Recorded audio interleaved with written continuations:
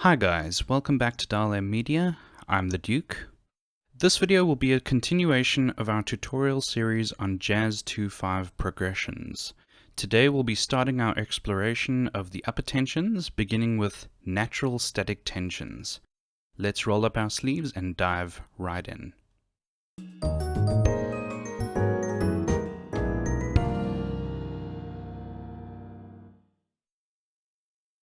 The four sets of upper tensions I'll be looking at today are built on the natural diatonic notes of our 2/5 progressions parent scale, in this case C major, which means we'll only be looking at the white notes on the piano.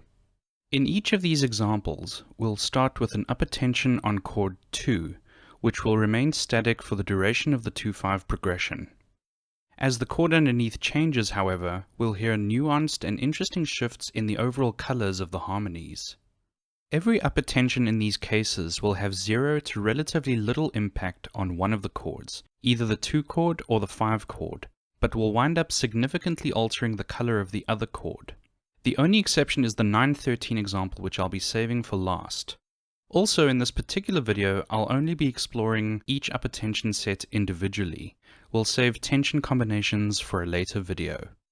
As you can see here, the 2/5 progression is represented in the bass clef with shell voicings consisting of the root, third, and seventh, while each upper tension we explore will be shown in the treble clef.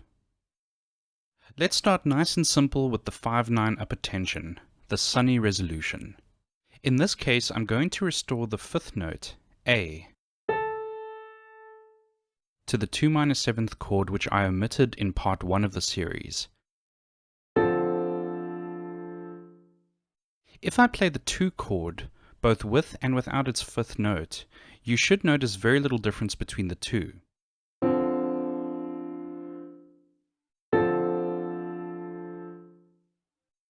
This is because the 5th is a fundamental chord tone of the 2-7th chord, and is part of its harmonic series, meaning that it blends into the chord almost perfectly. As the progression resolves to the 5 chord, this A shifts function from the 5th of the 2 chord to become the 9th of the 5 chord. This gives the 5 chord a more brighter and optimistic sound, hence why I've named it the sunny resolution. Here is the 5 chord both with and without the 9th.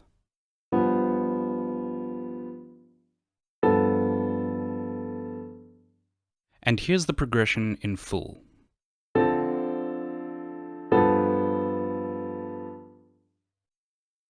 Next, we have the 11/1 upper tension, the Anticipatory Resolution.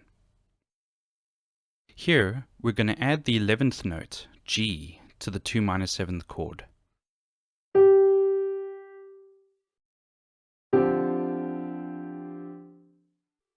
You'll notice that when the progression resolves, that same G shifts function to become the root of the G7 chord, meaning that it adds nothing to the 5 chord and is virtually redundant.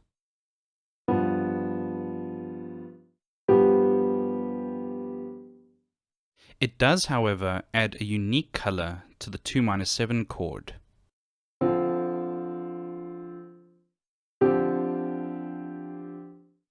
I call this the anticipatory tension because if we shift this 11th G to become the bass note of the 2 chord, you should recognize this as a suspended dominant 7th chord that we discussed in part 1 of the series, the half-resolved dominant. And so the 2 chord in this case is anxiously anticipating its resolution to the 5 chord, and so by adding an 11th to your 2-7 chords, you can actually gift them with the same level of anticipation.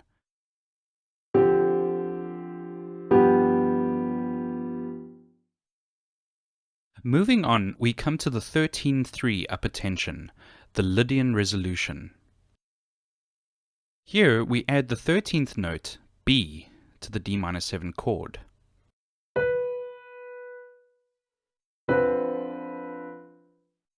However, the color it adds to the D-7 chord is quite different. According to octatonic harmonic theory, which we'll get to in later videos, there is a fiercely strong connection between chord 2-7 and chord 4. So much in fact that they're practically the same chord.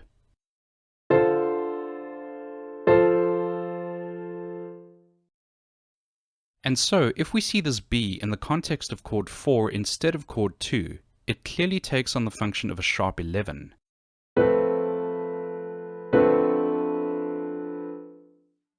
And conveys a similar harmonic color to the related 2-7 chord. Here's the progression in full.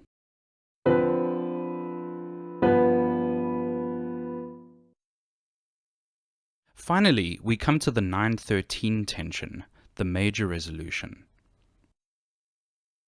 As mentioned earlier, this is the only example in this list in which the tension substantially affects both the 2-7th chord as well as the 5-7 chord. Here we add the 9th, E, to the D-7 chord.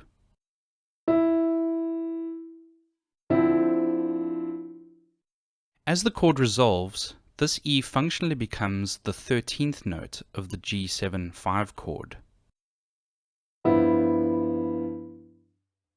I call this the major resolution because the static 9-13 happens to be the major third of this 2-5 progression's home key of C major.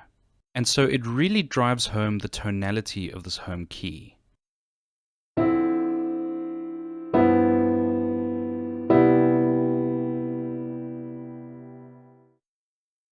Apart from that, this particular tension adds a very crunchy and almost oppressively bright color to the progression, more so than the 5-9 example from the beginning. Because of this, it's actually quite common to use both tensions in tandem for an unambiguously happy sounding 2-5.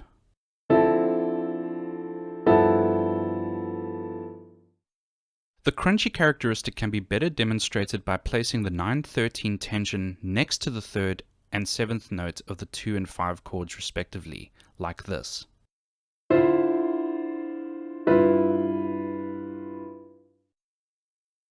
Let's give the major resolution one more listen.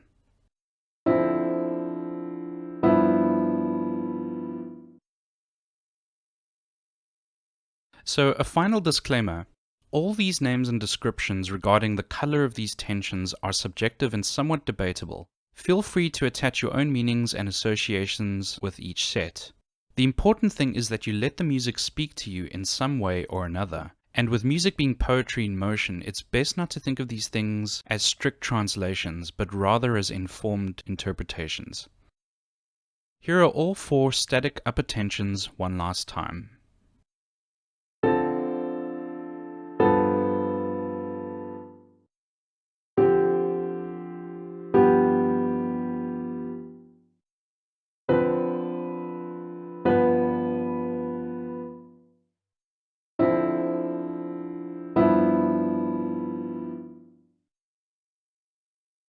Thank you for watching this installment of Jazz 2-5 Progressions.